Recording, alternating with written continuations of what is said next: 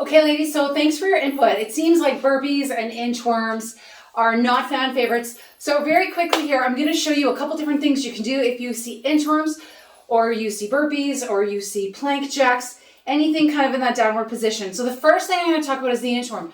2 ways of doing the inchworm, actually 4. So I'll start with the most common that I use the most. So what I like to do, I use inchworms for core strengthening, shoulder girdle strengthening, core stability, and also stretching through the back of the legs and low back. So many people are tight in those areas.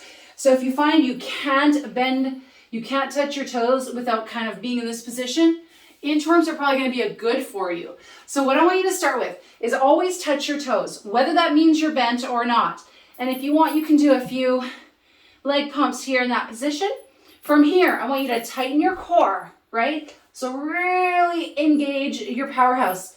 And if you're bent, that's fine. I want you to walk out. Use something if you need to. Hold on to push-up bars or whatever it might be, but walk yourself out, trying to keep the legs straight as soon as you are able.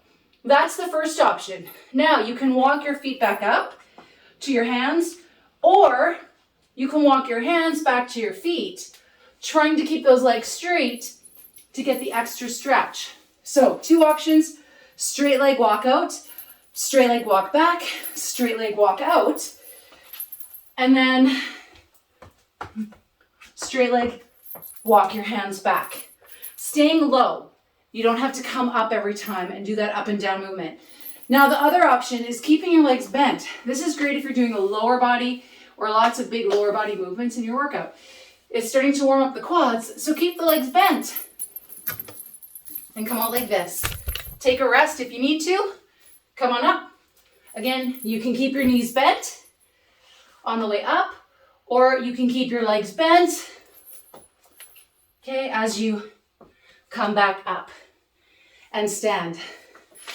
Inchworms are great unless you have a diagnosed shoulder injury and you do them properly. They're a really great exercise, and over time they will get better. You may not like them because they're hard. If you don't like them because they are painful, that's different. Let me know. Now the next thing I want to talk about are the burpees. So the burpees I program, unless otherwise specified, don't have the push-up. So the high impact, more advanced version, if your shoulders are strong and you are not starting out with strength training, look like this. Hands to the floor, jump out, jump back, stand or hop. The low impact version, I'm going to give you a few different options here. Hands to the floor, step out, step in, step wide, step in, and stand. Another option, grabbing a bench, a chair, the couch, whatever you have handy. And instead of going all the way to the floor, you can jump out from here, okay, and back. Okay, a lot easier.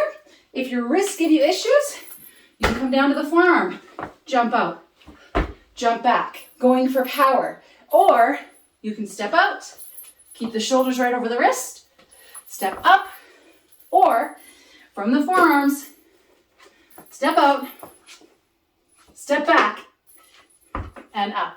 I love the burpee because it also helps open up the lower back. It also helps create strength and movement through the hip flexors, believe it or not, so many different things. So there's usually a reason why I program. If you have pain, if you have an injury, then let me know within your own program so that I can help you make adjustments or remove that entirely and replace it with something else. I hope it was helpful.